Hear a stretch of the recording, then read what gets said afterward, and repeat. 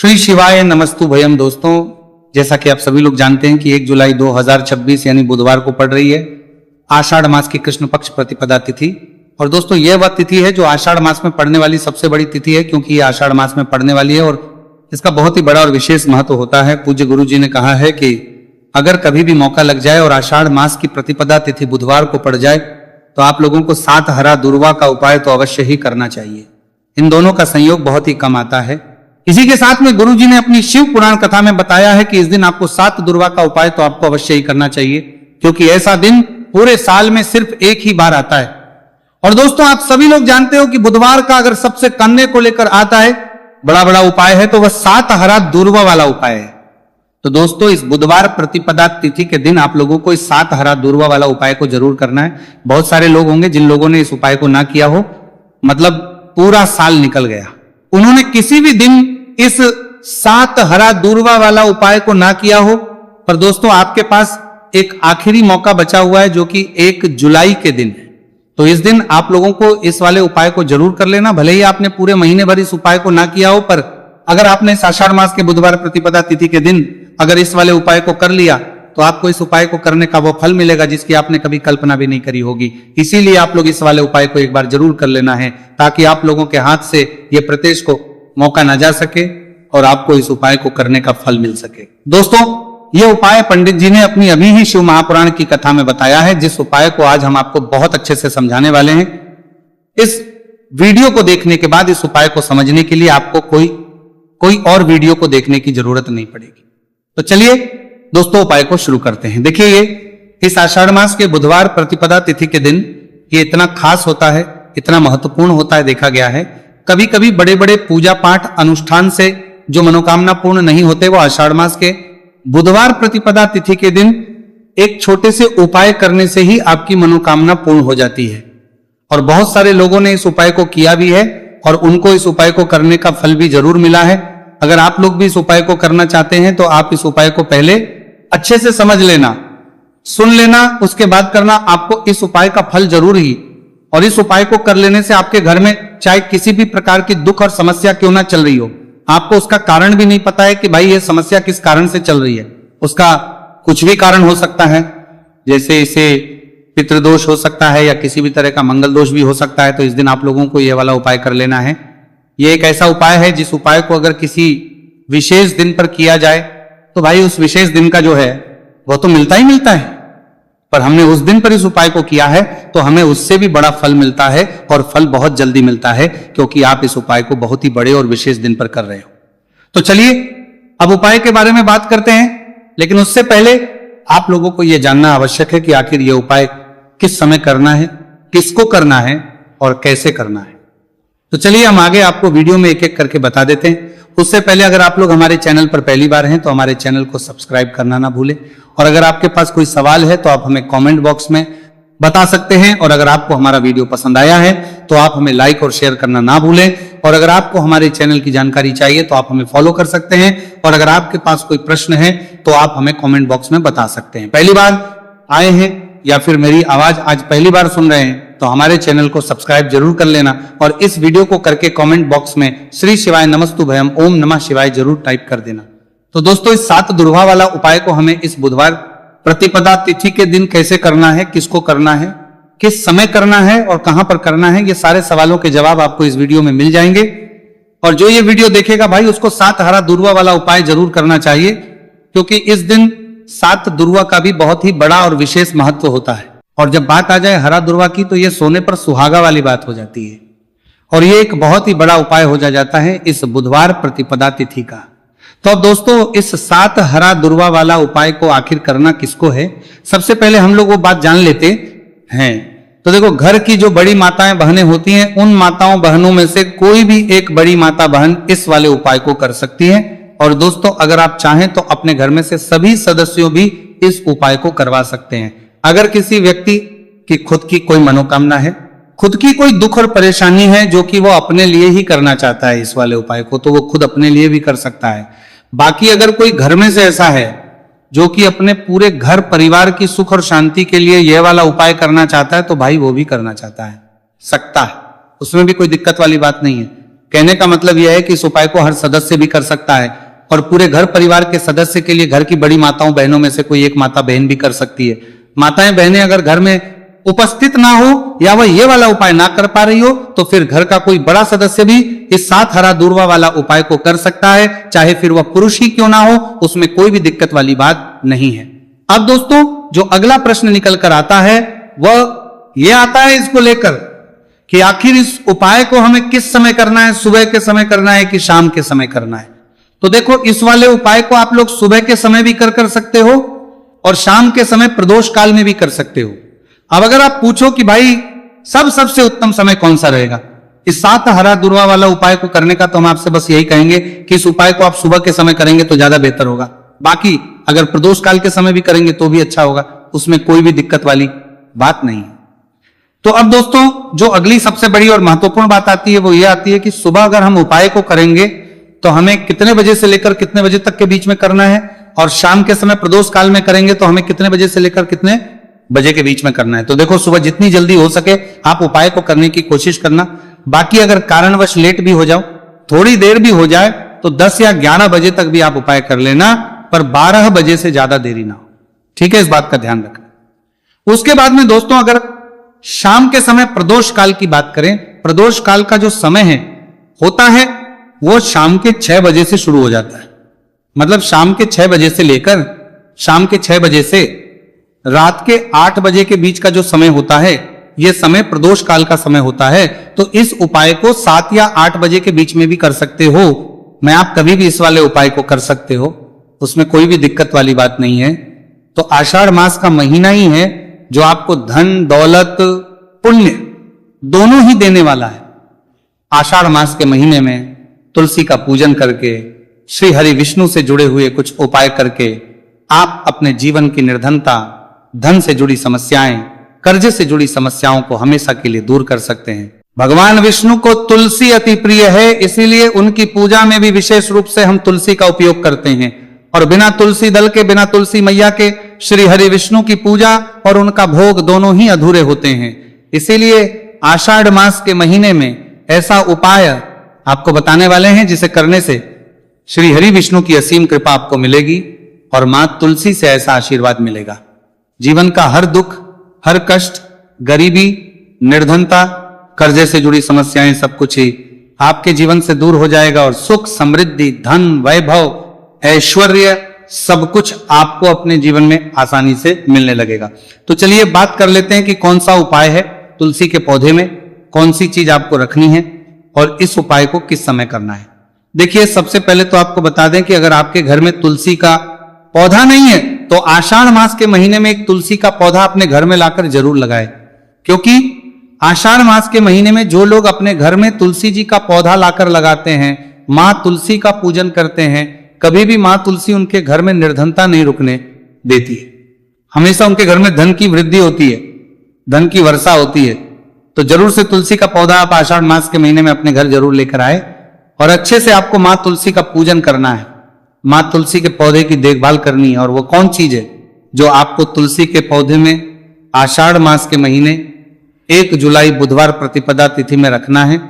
और कैसे यह चीज रखते ही रातों रात आपके जीवन में चमत्कार होगा और आपके भाग्य का भी आपको साथ मिलेगा। तो देखिए इस वीडियो में जितने भी उपाय हम आपको बताएंगे सभी उपाय सरल है। देखो गुरुजी ने कहा है कि बुधवार के दिन आपको 7 हरा दूर्वा वाला उपाय तो अवश्य ही करना चाहिए। वीडियो के अंतिम में आपको उपाय बताया है, आपको करना है। देखो आगे बढ़ने से पहले वीडियो को एक लाइक जरूर करें। देखो सबसे पहला उपाय, यदि आपके जीवन में कर्जा बहुत अधिक है, आपके जीवन में संकट बहुत अधिक रहते हैं, आपके ऊपर बहुत अधिक विपदा आ रही है, बार बार आपको अपने व्यापार में और अपने धन में हानि देखने को मिल रही है, यानी कि आपको प्रत्येक कार्य में हानि हो रही है, तो आपको यह उपाय करना चाहिए।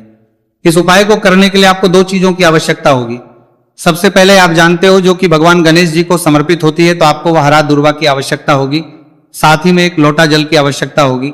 और आप जब भी उपाय को करें, जिस दिन भी आपको करें, तो आपको प्रातः कल सुबह ही सुबह वह करना है। इस बात का विशेष रूप से आपको ध्यान रखना है, ठीक है। तो आपको 1 हरा दूर्वा लेनी है। अगर आधा हरा दूर्वा भी मिल जाती है तो भी कोई दिक्कत नहीं है, बस आपको हरा दूर्वा है। अगर ज्यादा ना मिले तो उस स्थान पर एक हरा दूर्वा भी ले सकते हैं। हरा दूर्वा आपको आसानी से कहानी पर भी मिल जाएगी। बस याद रखिएगा शुद्ध दूर्वा, और मतलब उसे शुद्ध करके ही उपयोग में लीजिएगा, है ना। तो आपको करना क्या है, एक हरा दूर्वा या एक से ज्यादा भी हरा दूर्वा आप लोग ले सकते हैं। तो एक हरा दूर्वा अपनी ले लीजिए। एक हरा दूर्वा के साथ में आप 1 लोटा जल ले लीजिए और इन दोनों ही चीजों को लेकर शिवाजी के मंदिर पहुंच जाइए। जी के मंदिर पहुंचकर सबसे पहले आप शिवाजी के पास में बैठ जाइए।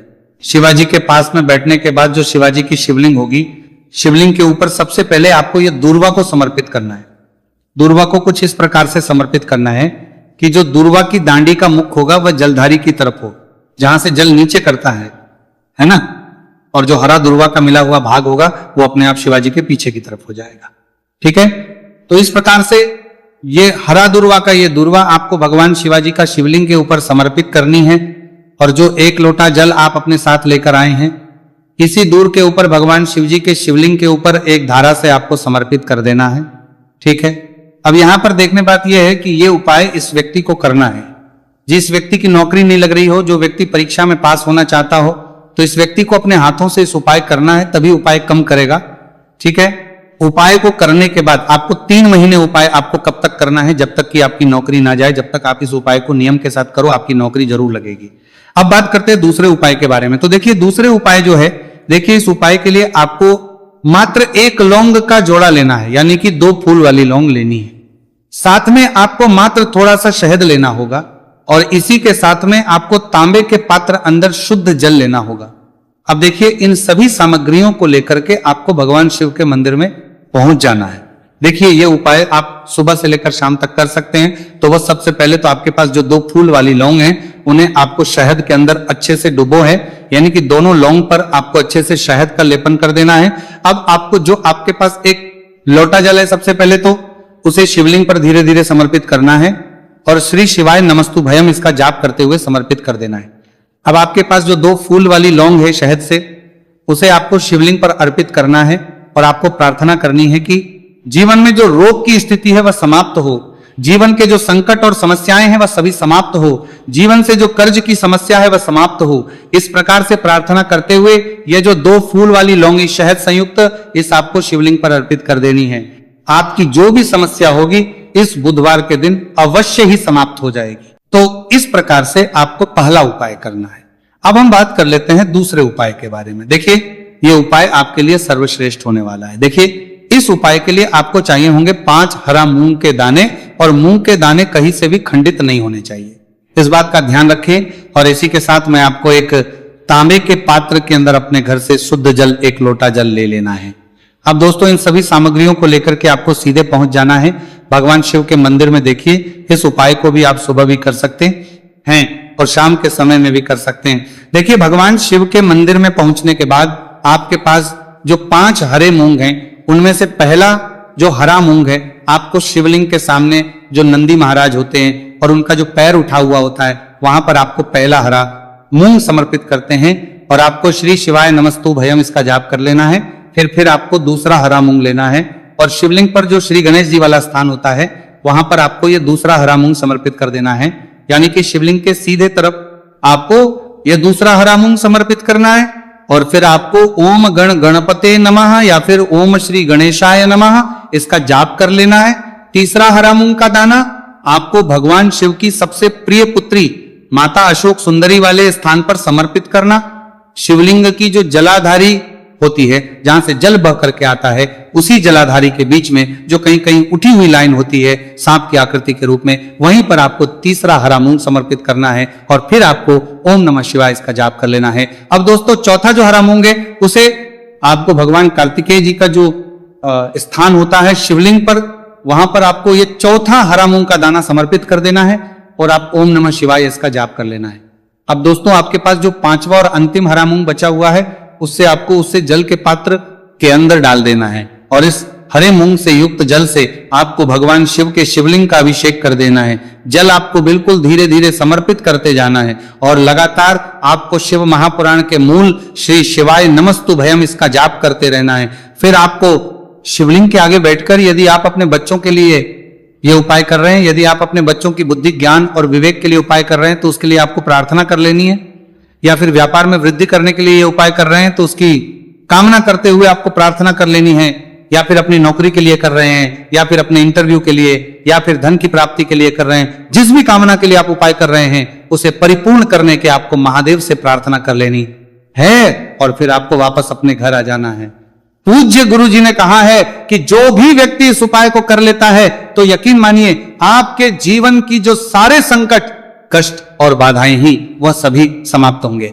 अब हम बात करते हैं अगले उपाय की। इस उपाय के लिए आपको एक दीपक लेना है। दीपक आप मिट्टी का भी ले सकते हैं और शुद्ध आटा मढ़कर उसका दीपक भी आप तैयार कर सकते हैं। अंदर गोल बाती का प्रयोग करना है और दीपक के अंदर आपको शुद्ध घी का प्रयोग करना है। इसी के साथ में आपको मात्र एक फूल वाली लौंग लेनी होगी। अब ये एक दीपक और एक फूल वाली लौंग लेकर के सीधा आपको पहुंचना होगा बरगद के वृक्ष के। वहां पर देखिए, सबसे पहले तो आपके पास जो एक फूल वाली लौंग है उससे आपको बरगद के वृक्ष की जड़ में समर्पित करना है। देखिए, अगर आपके जीवन में कोई भी बड़ा संकट आने वाला है, कोई बड़ा कष्ट आने वाला है, तो वह इस उपाय के माध्यम से दूर होने वाला है। महादेव की विशेष कृपा रहेगी कि जो भी संकट आपके जीवन में आने वाला होगा वह भी दूर हो जाएगा। तो आपको एक लौंग समर्पित करनी है बरगद के वृक्ष की जड़ में, और वहीं पर आपको जो है गोल बाती वाला दीपक जो आप लेकर के गए उससे भी वहां पर प्रज्वलित कर देना है वटकेश्वर महादेव का स्मरण करते हुए। देखिए, जब भी आपको जीवन में इस साल लगने लगे कि आपके जीवन में कुछ भी अच्छा नहीं चल रहा है, तब भी आपको इस प्रकार करना है। तो इस प्रकार से आपको ये उपाय करना है। अब हम जान लेते हैं चौथे विशेष उपाय के बारे में। देखिए, यदि आपके विवाह में, शादी में कोई भी समस्या आ रही है, यदि आपका जो कर्ज है वह दिन पर दिन बढ़ते ही जा रहा है, तो आपको यह चमत्कारी उपाय करना चाहिए। कोई भी समस्या अगर जीवन में है तो उसे दूर करने के लिए आपको इस उपाय करना चाहिए।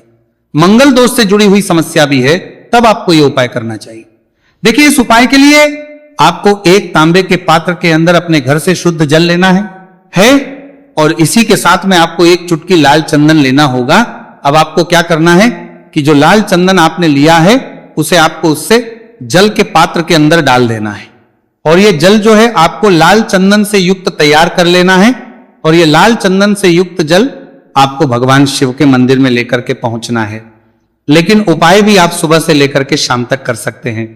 अब दोस्तों, ये जो लाल चंदन से युक्त जल है, इससे आपको भगवान शिव के शिवलिंग पर धीरे धीरे अर्पित कर देना है और आपको लगातार श्री शिवाय नमस्तु भयम इसका जाप करते रहना है। देखिए, यदि आपके जीवन में विवाह से जुड़ी समस्या चल रही है तो आपको मंगलेश्वर महादेव का स्मरण करना है, और जीवन में अधिक कर्ज की समस्या है तो आपको आर्यन मुक्तेश्वर महादेव का स्मरण करना है। देखना, एक दिन आपकी सब तरह की समस्या जल्दी ही समाप्त हो जाएगी। तो इस प्रकार से आपको यह चौथा उपाय करना है। अब हम जान लेते हैं। तो दोस्तों,